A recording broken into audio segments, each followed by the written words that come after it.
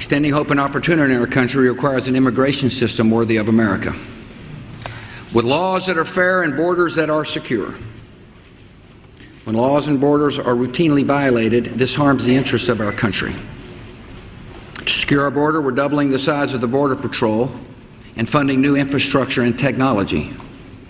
Another Republican president, Dwight D. Eisenhower, initiated the last truly great national infrastructure program, the building of the interstate highway system. The time has come for a new program of national rebuilding.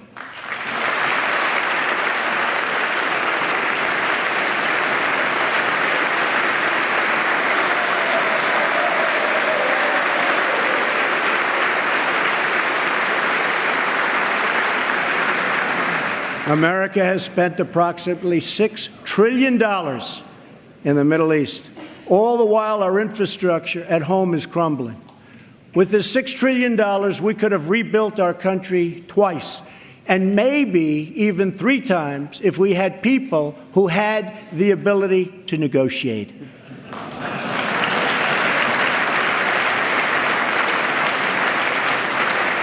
To launch our national rebuilding, I will be asking Congress to approve legislation that produces a $1 trillion investment in infrastructure of the United States, financed through both public and private capital, creating millions of new jobs.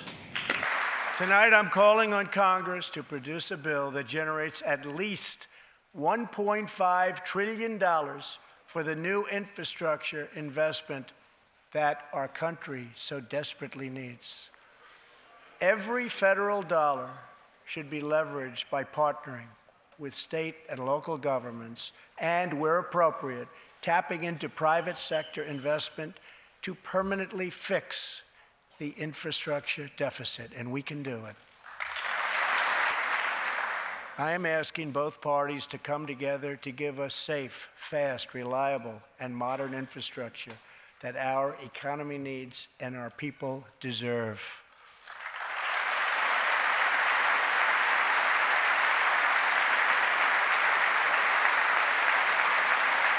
Moreover, we can take the money we save from this transition to tax reform to create jobs, rebuilding our roads, upgrading our ports, unclogging our commutes.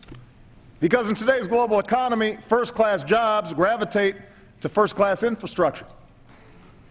We'll need Congress to protect more than 3 million jobs by finishing transportation and waterways bills this summer.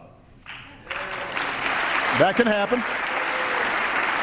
But I'll act on my own to slash bureaucracy and streamline the permitting process for key projects so we can get more construction workers on the job as fast as possible. 21st century businesses need 21st century infrastructure. Modern ports and stronger bridges, faster trains, and the fastest internet. Democrats and Republicans used to agree on this.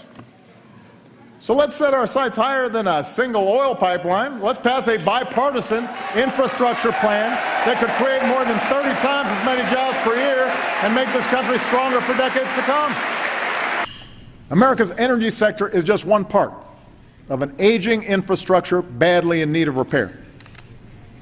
Ask any CEO where they'd rather locate and hire: a country with deteriorating roads and bridges, or one with high-speed rail and internet, high-tech schools, self-healing power grids. The CEO of Siemens America, a company that brought hundreds of new jobs to North Carolina, said that if we upgrade our infrastructure, they'll bring even more jobs. And that's the attitude of a lot of companies all around the world. And I know you want these job-creating projects in your district. I've seen all those ribbon cuttings. Consumers and businesses need reliable supplies of energy to make our economy run. So I urge you to pass legislation to modernize our electricity system, promote conservation, and make America less dependent on foreign sources of energy. Last year, I also pledged to connect 99% of our students to high-speed broadband over the next 4 years. Tonight, I can announce that with the support of the FCC and companies like Apple, Microsoft, Sprint, and Verizon, We've got a down payment to start connecting more than 15,000 schools and 20 million students over the next 2 years without adding a dime to the deficit.